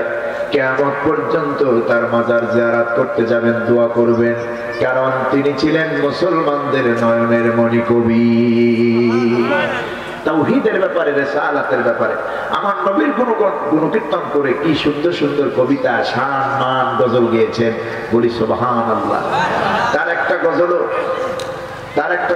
তার একটা গানও, তার একটা কবিতা এই দেশে জাতীয় সঙ্গীত রূপে প্রমাণ পেল না, আপনার স্থান পেল না। রবি ঠাকুরের সেই সঙ্গীতকে স্থান দেওয়া হলো। ইনশাআল্লাহ এর পরিবর্তন আসবে, ঠিক কিনা? রাষ্ট্রটা যদি ইসলামের হয়, কোরআনের হয়, আল্লাহ ওয়ালারা যদি দেশ চালান, শাসন যদি কোরআনের হয়, সব লোকেরা যদি শাসন ক্ষমতা পান, অনেক নীতির পরিবর্তন আসবে ইনশাআল্লাহ। বলি ইনশাআল্লাহ। এবং আপনারা তাদের সঙ্গে আছেন না? নাই আছে। আল্লাহ রাব্বুল আলামিন বলছেন, আমি বিজয় দেব দিন শেষে মুসলমানদের হাতে, তোমাদের কোনো ভয় নাই। আল্লাহ তাখাফু ওয়া লা তাহজানু, কোনো চিন্তা নাই, কোনো ভয় নাই। ওয়াবশিরু বিল জান্নাহ, জান্নাতের সুসংবাদ গ্রহণ করো। মুমিনদের আর লস কি? মুমিনদের জীবনে কোনো লস নাই। লস আছে নাকি? লস নাই। মরলে শহীদ, জিতলে গাজী, বাঁচলে গাজী। যদি মরে যান শহীদ, শহীদের মৌতের চাইতে শ্রেষ্ঠ মৌত নাই। এই জন্য আল্লাহ বলছেন ওয়াবশিরু বিল জান্নাহ, কালেমার ঝান্ডা ধরে ময়দানে থাকো, ইসলামের পতাকা নিয়ে সামনে অগ্রসর হও। বাতিল শক্তিকে ভয় পাওয়ার কোনো কারণ নাই। আমি আল্লাহ ওয়াদা দিলাম, দিন শেষে তোমাদের হাতে বিজয়ের পতাকা আমি তুলে দেব। দিন শেষে বিজয়ের পতাকা হাতে দিবে কারা? মুসলমানেরা। মুসলমানরা পতাকা নেবে। সংখ্যা কত, ওদের দলে লোক কত, এটা আল্লাহ দেখবেন না। আল্লাহ দেখবেন আমাদের ঈমান। আল্লাহ দেখবেন কি? আমাদের ঈমান। যেমন হযরতে মুহাম্মদ সাল্লাল্লাহু আলাইহি ওয়াসাল্লামের উম্মতদেরকে, সাহাবীদেরকে পুরস্কার দিয়েছিলেন বদরের ময়দানে আল্লাহ পাক। কোথায় 313 জন, কোথায় হাজারের উপরে। কাফের সেনাদেরকে আবু জেহেল নিয়ে এসেছে মক্কা থেকে, ইচ্ছে করে মদিনায় এসেছে নবীর সঙ্গে গায়ে পড়ে ঝগড়া করতে, যুদ্ধ করতে। কথা বুঝেছেন? তাতানাজ্জালু আলাইহিমুল মালায়েকা, আল্লাহ বলছেন আমি আমার মুমিন বান্দাদেরকে আমার ফেরেশতা দিয়া, রহমতের ফেরেশতা নাযিল করে আমি সাহায্য পাঠাই। সুবহানাল্লাহ। তার বাস্তব প্রমাণ তো বদরের ময়দান। আল্লাহ বলছেন ওয়ালাকাদ নাসারাকুমুল্লাহু বিবাদরিন ওয়া আনতুম আদিল্লাহ, তোমরা কি ভুলে যাও বদরের ময়দানে আমি তোমাদেরকে সাহায্য করেছি। ওয়া আনতুম আদিল্লাহ, তোমরা ছিলে দুর্বল, হীন, সংখ্যায় কম, অস্ত্র নাই, ঢাল নাই, তলোয়ার নাই। নবীজি বদরের প্রান্তে নেমে গেলেন। আমার বন্ধুগণ, বদর যুদ্ধ ইসলামের এক ঐতিহাসিক যুদ্ধ, যা বছর কি বছর, দিনের পর দিন কিয়ামত পর্যন্ত মুসলমানদেরকে অনুপ্রাণিত করবে, ঠিক কিনা বলেন? রোজার মাস 17ই রমজান বদর যুদ্ধ সংঘটিত হলো মদিনার ধারে, বদর প্রান্তে। আমার নবীজি মোটেও প্রস্তুত ছিলেন না যুদ্ধের জন্য, কারণ শান্তিকামী মানুষ। নবীজি যখন মদিনায় ইসলামী রাষ্ট্র কায়েম করলেন, ইসলামী হুকুমত কোরআন দিয়ে যখন মদিনা কায়েম করলেন, সমাজ গড়লেন কোরআনের সমাজ, মানুষগুলি খেয়ে পরে সুখে শান্তিতে বসবাস করতে শুরু করলো। কোন মানুষের কোনো অভিযোগ নাই, আপত্তি নাই, কোরআনের আইন দিয়া সুন্দর জীবন চলতেছে মদিনায়। এই অবস্থা দেখে কাফের বেদিনরা, বিশেষ করে আবু জেহেল তার দোসরেরা মক্কায় বসে সহ্য করতে পারলো না। আবু জাহেল চিন্তা করলো কিভাবে এর সঙ্গে ঝগড়া লাগানো যায়, যুদ্ধ লাগানো যায়। আমার বন্ধুগণ, আবু জাহেল মক্কার অলিতে গলিতে কুরাইশদের ঘরে ঘরে গিয়া এই মিথ্যা প্রপাগান্ডা ছড়াচ্ছে আর বলছে, মক্কার কুরাইশেরা খবর কি কিছু রাখো, নাকি আরামে, নাকি তেল দিয়ে ঘুমাচ্ছ? যেই মোহাম্মদকে মক্কা থেকে আমরা তাড়িয়েছি, ওই মোহাম্মদ আজকে মদিনা ইসলামী রাষ্ট্র কায়েম করেছে। ওই মোহাম্মদ কোরআনের রাজ কায়েম করেছে মদিনায়। ওই মোহাম্মদকে যদি আমরা এখনই প্রতিহত না করি, মদিনায় গিয়ে যদি তার সঙ্গে আমরা বোঝাপড়া না করি, যেই মোহাম্মদ মক্কা থেকে গিয়া মদিনা ইসলামী রাষ্ট্র কায়েম করলো, বেশি দিন যাবে না ওই মোহাম্মদ এই মক্কা এসে পুরা মক্কা ইসলামের নগরী বানায় ফেলবে। সুতরাং তোমাদের ব্যবসা বাণিজ্য টিকবে না, ধর্ম টিকবে না, এই কাবাঘর দখলে থাকবে না, মূর্তি সবগুলি ভেঙে ফেলবে, তোমাদের লাখ মানাতের অস্তিত্বই পৃথিবীতে থাকবে না, ধর্ম থাকবে না, ব্যবসা থাকবে না, তোমাদের বাড়িঘর সব দখল করে ফেলবে। আমার নবী কি এইরকম লোক নাকি বলেন? আবু জেহেল এই জাতীয় মিথ্যা প্রপাগান্ডা যখন মক্কার কুরাইশদের ঘরে ঘরে, অলিতে গলিতে পৌঁছাচ্ছিল, মক্কার সাধারণ কুরাইশরা চিন্তা করলো ঠিকই তো বলেছে আবু জাহেল, যেই মুহাম্মদ কি এই মক্কা থেকে আমরা তাড়িয়েছি, মুহাম্মদ আমাদের ভয় মক্কা ছেড়ে মদিনায় চলে গেল। ওই মুহাম্মদ তো মদিনায় বসে নাই, ইসলামী রাষ্ট্র কায়েম করলো মদিনায়। ওই মক্কা থেকে, ওই মদিনা থেকে যদি মক্কায় মুহাম্মদ সাল্লাল্লাহু আলাইহি ওয়াসাল্লাম ফিরে আসে, ইসলামী স্টেট যদি কায়েম করে, ইসলামী রাষ্ট্র যদি কায়েম করে, আমাদের কিছুই তো থাকবে না। আমাদের স্বাধীনতা বলতে কিছুই থাকবে না, আমাদের লাত মানাত থাকবে না, দেবদেবী থাকবে না, কাবা ঘর থাকবে না, কাবা ঘরে লটকানো মূর্তি থাকবে না, ব্যবসা থাকবে না, বাণিজ্য থাকবে না, ঘর দরজা কিছুই থাকবে না। এমনকি আমাদের জান পর্যন্ত থাকার সম্ভাবনা নাই। তো আবু জেহেলের সঙ্গে মুহাম্মদের বিরুদ্ধে যুদ্ধ করা, তার সঙ্গে যুদ্ধে লাগাই তো ভালো কাজ। আবু জেহেল সবাই রেডি হইয়া 700 সেনা উটের উপরে অস্ত্র শস্ত্র দিল, প্রায় 1000-এর ঊর্ধ্বে কাফের সেনা নিয়ে প্রস্তুত হয়ে মদিনার প্রান্তরে রওনা হলো। নবীর কাছে খবর পৌঁছে গেছে, ইয়া রাসূলুল্লাহ, আবু জেহেল তার বাহিনী নিয়ে মদিনায় ঢুকে পড়েছে বদর প্রান্ত। হুজুর মোটেই প্রস্তুত ছিলেন না, আনপ্রিপারেড। হুজুর সাল্লাল্লাহু আলাইহি ওয়াসাল্লাম মোটেই প্রস্তুত ছিলেন না। হুজুরের কানে যখন এই খবর পৌঁছে গেল, এখন যুদ্ধ তারা লাগাতে এসেছে, হুজুর তার বসে থাকতে পারেন না, পারেন? ইসলামের প্রথম যুদ্ধ, প্রথম বিজয়, আমার মুমিন ভাইরা। নবীজি ডাক দিলেন, ও আমার সাহাবীরা, কি কোথায় আছো? জলদি করে নেমে পড়ো, চলে আসো বদরের ময়দানে। আমার বন্ধুগণ, নবীজি বদরের ময়দানে বদরের যুদ্ধের জন্য, আবু জেহেলের মোকাবেলার জন্য ডাক দিলেন। নবীর সঙ্গে থাকা 313 জন সাহাবী রাসূলুল্লাহর সঙ্গে নেমে পড়লেন। একজন সাহাবীর হাতেও ঢাল নাই, তলোয়ার নাই, জাগতিক অস্ত্র বলতে যা বুঝায় কিছুই কারো হাতে নাই। এদিকে 1000 কাফের সেনা, প্রত্যেকের হাতে ঢাল, তলোয়ার, অস্ত্র, কত কিছু। আর আমার নবীর সঙ্গে সাহাবীরা খালি হাতে নেমেছে। কথা বুঝতেছে? কারো হাতে কিছু নাই। ময়দানে যখন নামে বলল, আমার বন্ধুগণ, এই যুদ্ধের দামামা বেজে গেল। হুজুর সাল্লাল্লাহু আলাইহি ওয়াসাল্লাম জান্নাতের সুসংবাদ তাদেরকে দিলেন, জান্নাতের অবস্থা তাদেরকে বললেন। সাহাবীরা এতটা রাজি হয়ে গেল, হুজুর আর দেরি করবেন না, জলদি চলেন, বদরে যাই, আমরা দ্রুত জান্নাতে প্রবেশ করি। কোন সুবহানাল্লাহ। কাফেরদের সঙ্গে যুদ্ধ করে যদি জীবন জান্নাতের জন্য দেওয়া যায়, যদি শহীদ হওয়া যায়, তাহলে পিঁপড়ায় কাটার যন্ত্রণার চাইতে শহীদের মৃত্যু আর কিছুই না। ওপারে গিয়ে তো জান্নাত। হুজুর আর দেরি করবেন না, চলুন বদরের ময়দানে। হুজুর শুনে খুব খুশি হয়ে গেলেন। আমার বন্ধুগণ, সাহাবীরা দেখলো আবু জেহেলের হুমকি ধামকি। কথা বুঝতেছেন? বাতিলদের হুমকি ধামকি একটু থাকে না? এই করব, সেই করব, দেখে নেব, ভাতে মারবো, কাপড়ে মারবো, তরকারিতে রাখবো, সব কিছুতে মারবো। শেষ পর্যন্ত ওদেরকে আল্লাহ মানলো। 40 মিনিট টাইম পায় না, পরনে যেটা ছিল ওইটাই করে দৌড়। ঠিক কিনা? আমার বন্ধুগণ, সিকিউরিটি আল্লাহ দেন, পৃথিবীর মানব রচিত সিকিউরিটি দিয়ে জান বাঁচানো যায়, সাময়িক, স্থায়ী নয়। ঠিক না? এটাই প্রমাণিত হলো। SSF, স্পেশাল সিকিউরিটি ফোর্স, প্রত্যেকের গান লোড করা, অস্ত্র লোড করা প্রত্যেকের হাতে।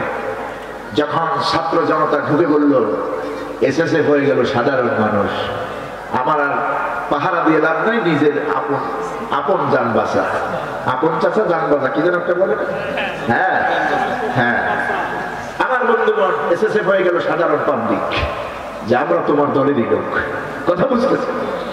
আমার বন্ধুগণ, হযরত ওমর রাদিয়াল্লাহু তাআলা খেলাফত কালে তিনি গাছের ছায়ার নিচে ঘুমায় আছে। একজন বললেন, আমিরুল মুমিনিন, আপনি রাষ্ট্রনায়ক, আপনি এইভাবে আপনি গাছের নিচে শুয়ে আছেন কোন সিকিউরিটি ছাড়া, আপনার কি কোনো ভয় নাই? শত্রুর ভয় নাই? আপনি এরকম সিকিউরিটি ছাড়া শুয়ে থাকতে পারেন? হযরত আমিরুল মুমিনিন, খলিফাতুল মুসলিমিন হযরত ওমর রাদিয়াল্লাহু তাআলা বললেন, আমার ভাই, এই পৃথিবীর কোন সিকিউরিটি আমি বিশ্বাস করি না, কারণ আমার তো সিকিউরিটির দরকার হয় না। আমি রাজত্ব করতে গিয়ে, রাষ্ট্র চালাতে গিয়া কোনো মানুষের হক আমার জানা মতে তো আমি নষ্ট করি না, কারো হক আমি নষ্ট করি না, কারো বাড়ি ঘর দখল করি না, কারো বিরুদ্ধে মিথ্যা মামলা দেই না, মিথ্যা সাক্ষী দেই না, কারো উপরে অবিচার করি না, বিচারের নামে অবিচার করি না, জুলুম করি না, ব্যভিচার করি না, কারো কোনো দায় হক আমি নষ্ট করি না। সুতরাং আমার তো শত্রু থাকার কথা নয়। কেউ যদি ইচ্ছা করে আমার সঙ্গে শত্রুতা করতে চায়, ওর ব্যাপারে আমি আল্লাহ রব্বুল আলামিনের উপরে সম্পূর্ণ ভরসাশীল। ও বিষয়টা আল্লাহই দেখবেন, আল্লাহই দেখবেন। সুবহানাল্লাহ। আল্লাহর নিরাপত্তার সামনে বড় নিরাপত্তা পৃথিবীতে আছে? আমরা কার নিরাপত্তার চাদরে চলি?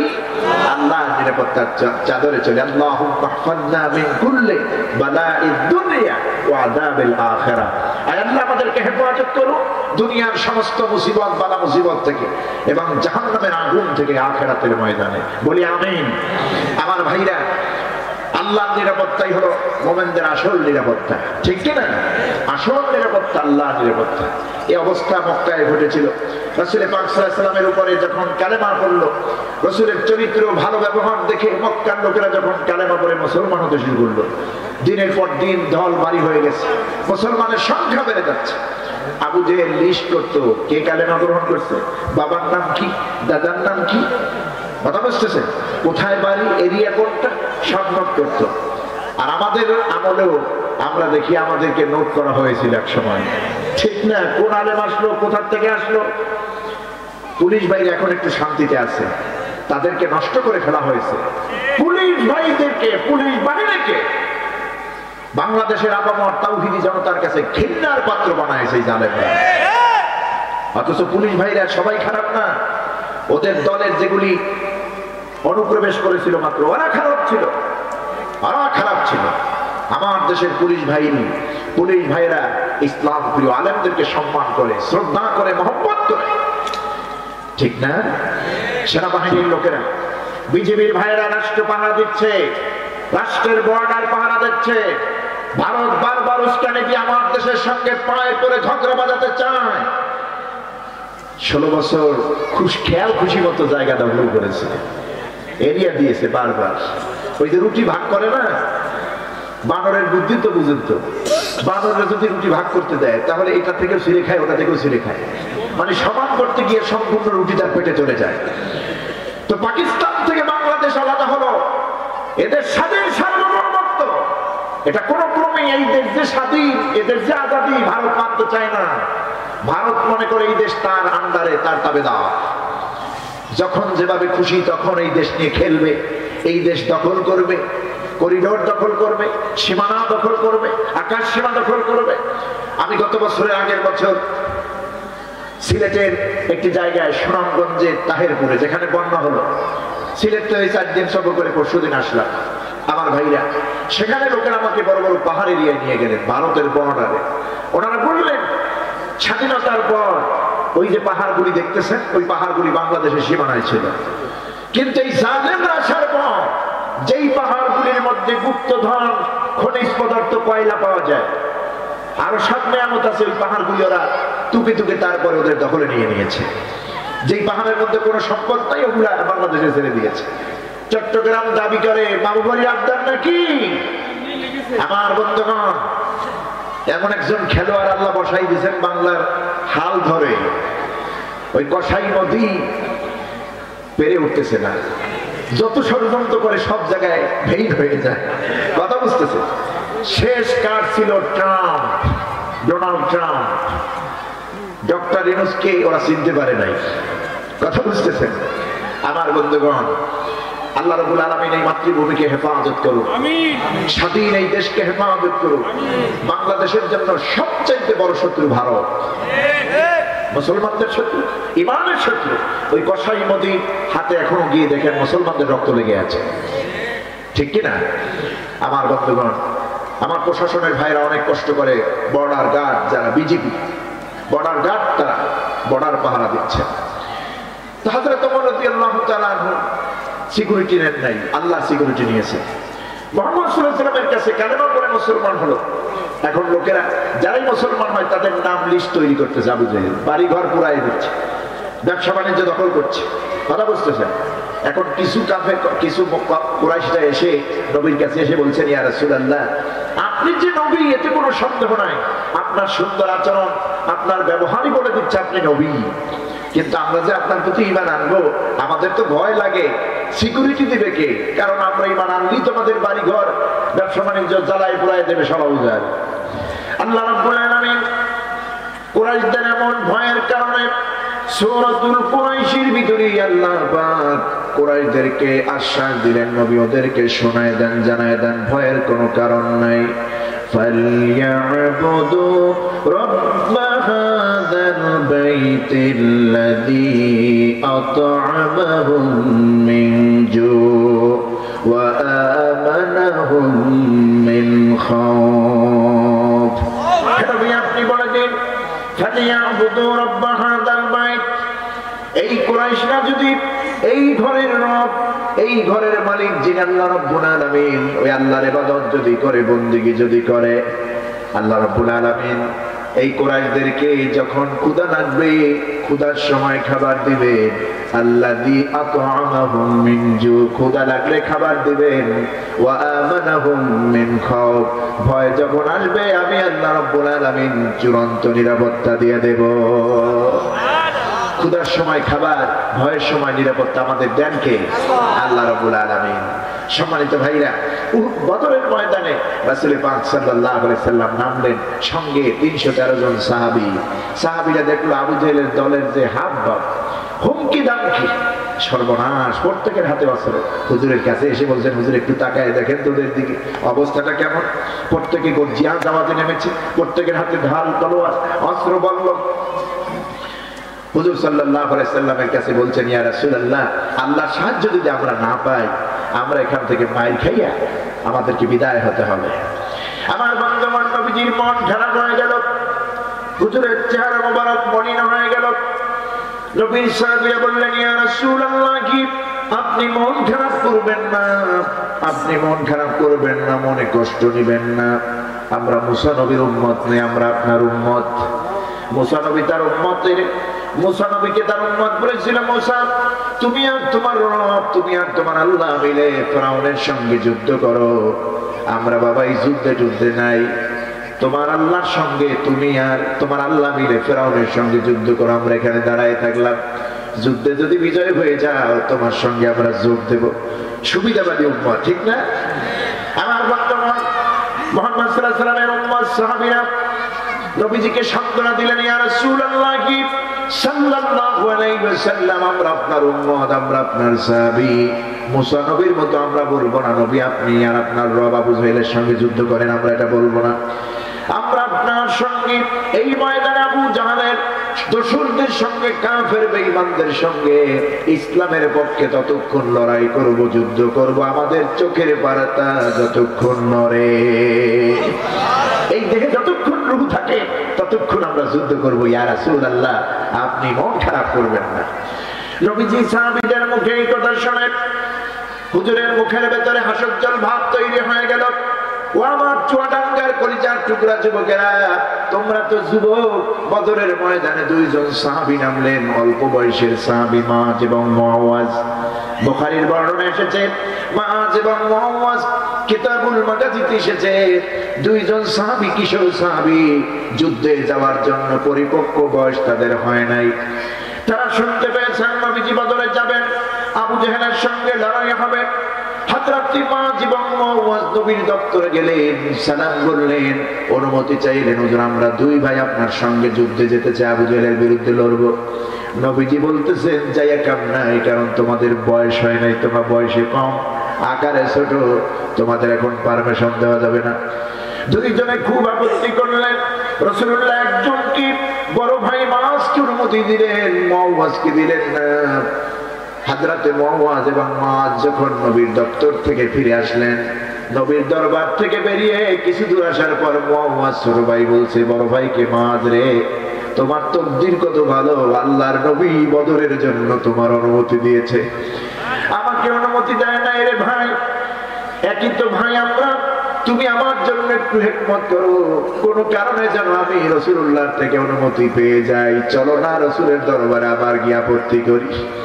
আমার বন্ধুগণ, হযরতে মুআযের আপত্তি না শুনে মাছ পারলেন না, নবীর দপ্তরে আবার চলে গেলেন। হুজুর দুইজনের স্প্রিয়া দেখলেন, টেন্ডেন্সি দেখলেন, ফিলিংস দেখলেন। নবীজি বলছেন, মুআয আর মাআজ, তোমরা কুস্তি লড়ো, দেখবো তোমাদের মধ্যে শক্তি কত দূর মাত্রা আছে। আমার বন্ধুগণ, কুস্তি লড়া হলো। হযরতে মাআজ তো বড়, বয়সে বড়, তারপরে দেহের আকারে বড়, কোনো কুর্মি তো পারার কথা নয়। হযরতে মুআয এবং মাআজ দুই ভাই যখন লড়লো, কুস্তি লড়া শুরু হয়ে গেল। হযরতে মুআয নিচে পড়ে গেল, মাআজ উপরে, কারণ কোনোদিন তো পারার সম্ভব নয় শক্তি প্রয়োগ করে।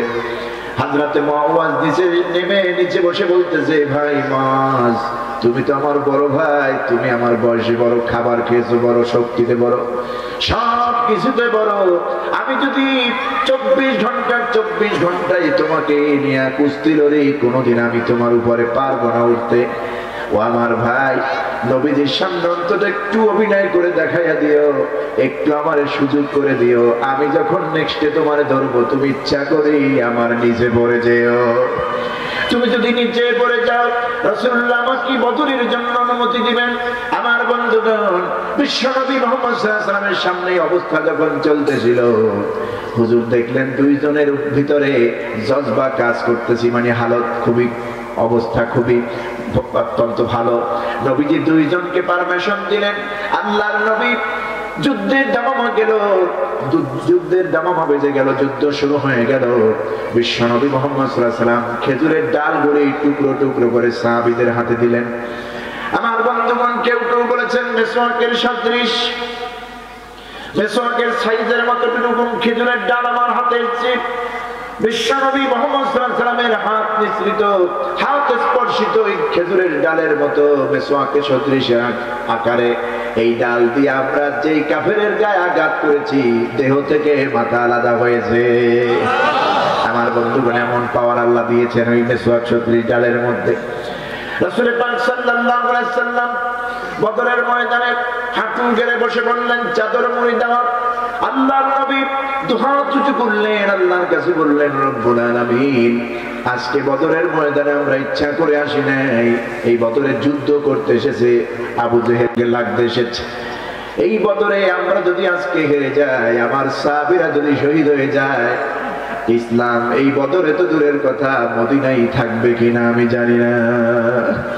রব্বুল আলামিন তোমার সাহায্য চাই। আমার বন্ধুগণ, এই পৃথিবীর সেরা মানুষ বিশ্বনবী মুহাম্মদ সাল্লাল্লাহু আলাইহি ওয়াসাল্লাম, আল্লাহর পরেই যার মাকাম, আল্লাহর পরেই যার স্থান, এই মানুষটা হাত পেতেছেন আল্লাহর কাছে, ওই হাত কি ফিরাইয়া দিতে পারে? আল্লাহ রাব্বুল আলামিন হযরত জিবরিলকে ডাক দিলেন, ও আমার জিবরিল, কোথায় তুমি? চলে যাও, আসমান থেকে রহমতের ফেরেশতা নামায়া দাও বদরের প্রান্তরে। প্রথমে নামালেন 1000, কয় হাজার? 1000। দ্বিতীয়বার 1000 নয়, 3000। 3000 সালাসাতু আলাফিন মিনাল মালায়েকা, বিসালাসাতি আলাফিন মিনাল মালায়েকা। আল্লাহ পাক বলছেন, আমি 3000 ফেরেশতা নামাই দিলাম বদরের ময়দানে। 3000 নয়, আরো 5000, বিখামসাতি আলাফিন মিনাল মালায়েকা। 5000 ফেরেশতা বদরের ময়দানে নামায় দিলেন। চুয়াডাঙ্গার ভাইরা জবান খুলে বলুন তো, 5000 ফেরেশতা কি বদরে আবু জেহেলের গোষ্ঠীর সঙ্গে লাগে নাকি? জিবরিল আমিন একাই তো যথেষ্ট, কারণ জিবরিল আমিনের মধ্যে 600 ডানা জুড়ে দিয়েছেন আল্লাহ রাব্বুল আলামিন।